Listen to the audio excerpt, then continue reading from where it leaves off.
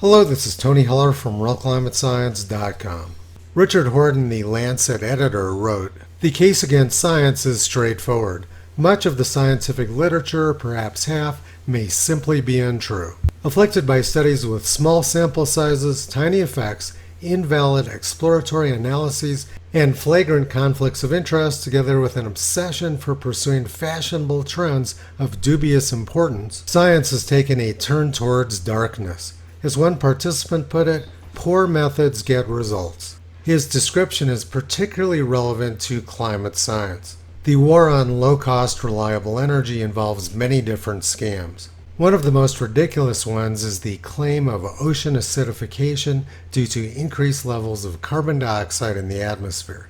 The claim being made is that the burning of fossil fuels is causing the oceans to become acid, and this is dissolving corals and shellfish. 10 years ago, the head of the National Oceanic and Atmospheric Administration was in Australia pushing this theory. She said it was climate change's equally evil twin and was destroying the Great Barrier Reef. Last year, the Sydney Morning Herald said the Great Barrier Reef was doomed. But back in the real world, the Great Barrier Reef is experiencing record-high coral cover. Over the past 5 years, there's been a large expansion of coral in the northern Great Barrier Reef. Over the past 10 years, the coral cover percentage in the southern Great Barrier Reef has tripled. And in the central portions of the reef, coral cover has doubled. Peter Ridd was fired from James Cook University for telling the truth about the Great Barrier Reef.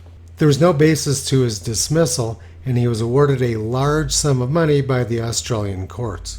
But another person from James Cook University is in serious trouble. Danielle Dixon was one of the key people behind the ocean acidification scam.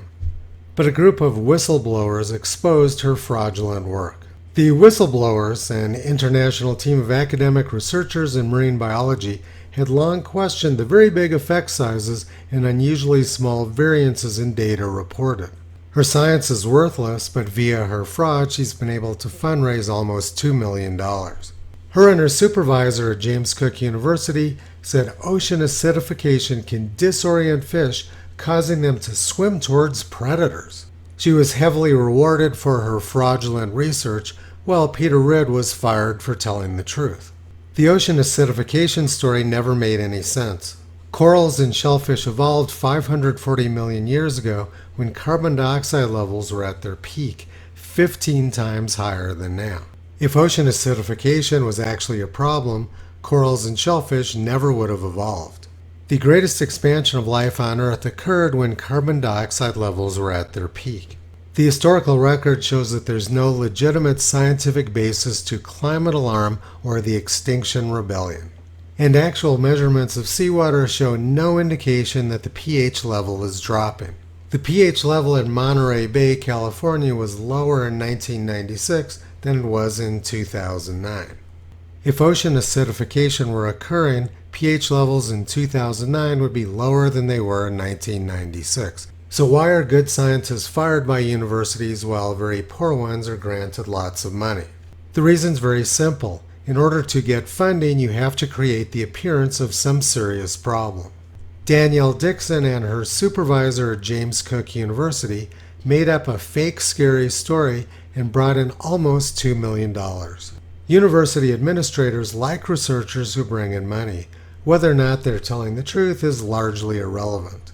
But scientists who tell the truth and say there isn't any problem get fired.